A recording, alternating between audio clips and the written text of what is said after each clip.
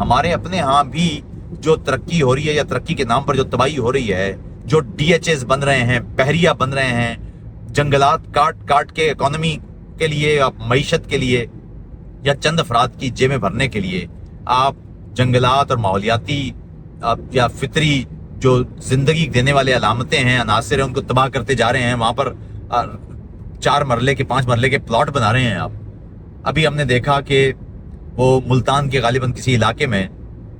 وہاں آموں کے درخت کاٹ کے وہاں کالونیز بنائی گئیں. تو اگر ایسا ہے اور اگر یہ واقعی ہو رہا ہے تو آپ ایک طرف اگر گلوبل نارتھ کو یعنی ترقی یافتہ ممالک پر الزام لگاتے ہیں، جو کہ لگانا چاہیے، لیکن کیا یہ الزام ہمارے ان